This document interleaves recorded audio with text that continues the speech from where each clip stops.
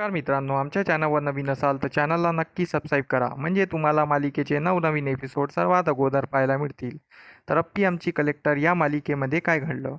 सर्व मूवी बघून रात्री घरी येतात. सर्व आतमध्ये जातात, पण सरकार आणि रुक्मिणी काही आतमध्ये जात नाही. अप्पी त्यांना विचारते, तुम्ही का थांबले? चला आतमध्ये. पण सरकार यायला तयार नसतात. सरकार बोलतात, माझ्या विनयला अजून त्रास झालेला मला चालणार नाही. मी इथेच थांबणार. मी बाहेरच थांबतो. अप्पी त्यांना खूप समजावते, पण ते काही आतमध्ये येत नाही. मग ते अप्पीला आत जा बोलतात. त्यानंतर कदम इकडे विचारत असतात. अर्जुनशी बोलतात. कदम बोलतो की मी दादाला कधीच माफ करणार नाही. पण अमोलला कसं समजावू? त्याने किती मोठे पाप केले आहे. अर्जुन कदमांना समजावतो. अर्जुन बोलतो, झालं, जाऊ द्या. तिथे अप्पी येते. अप्पी सरकाराबद्दल कदमांना सर्व सांगते की सरकार काही आतमध्ये यायला तयार नाही आहे. सरकार म्हणत होते की तुम्हाला त्रास झालेला मला चालणार नाही, म्हणून मी बाहेरच थांबणार. हे ऐकून कदम आतमध्ये निघून जातात आणि अप्पी आणि अर्जुन पण आतमध्ये निघून जातात आणि सर्व रात्री झोपलेले असतात. त्यानंतर रात्री झोपलेले असतात. इकडे अर्जुन आणि अप्पी पण झोपलेले असते. तेवढ्यात अर्ध्या रात्री अमोल झोपेतून उठतो. तर अमोलला दिसतंय की बाहेर पाऊस येत आहे. तर अमोल हे क्षण कॅप्चर करण्यासाठी आपल्या बेडवरून उठतो आणि अप्पीचा फोन घेतो आणि त्यामध्ये माँ-बाबाचे दोन्ही फोटो काढत असतो. तेवढ्यात अप्पीला जाग येते आणि अप्पी अमोलला विचारते, काय करतो बाळा तू? तेवढ्यात अर्जुनला पण जाग येते. अर्जुन बोलतो, काय करतो आहे बेटा तू? तर अमोल बोलतो, माँ-बाबा, बाहेर पाऊस येत आहे. या क्षणाचे मी फोटो कॅप्चर करतो आहे मोबाईलमध्ये. तर तेवढ्यात अप्पीला अचानक सरकारांची आठवण येते की सरकार बाहेर आत थांबलेले आहेत. तर ती लगेच बाहेर धावत जाते आणि सरकारांना बोलते, तुम्ही ओले झाले आहात, चला आतमध्ये. तेवढ्यात अर्जुन पण तिथे येतो. अर्जुन रागात असतो. अर्जुन त्यांच्याशी काही बोलत नाही. अर्जुन वाकड्या नजरेने पाहत असतो.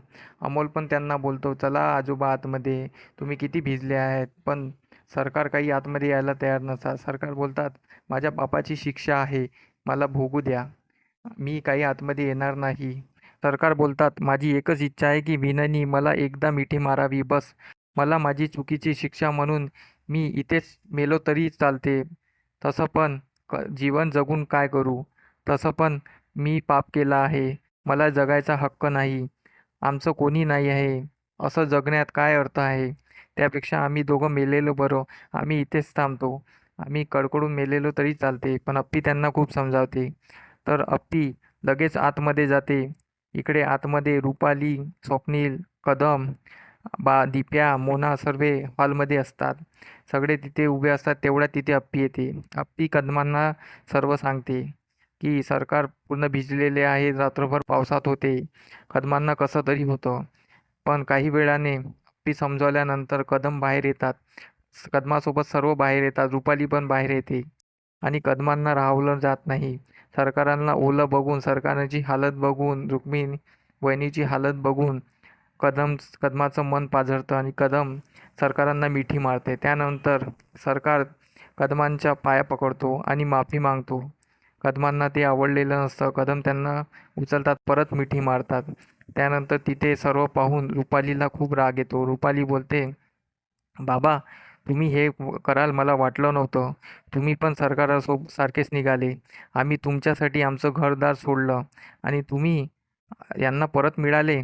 आम्हाला हे चालणार नाही. आम्ही तुमच्यासोबत राहू शकत नाही. आम्ही वेगळे राहणार, असं रुपाली काही बाई बोलत असते. कदमांना खूप काही बोलते रुपाली.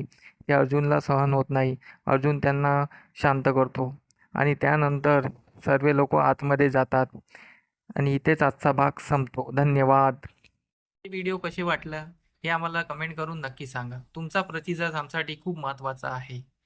तर आमच्या व्हिडिओला कमेंट नक्की करा आणि लाईक करायला विसरू नका. धन्यवाद.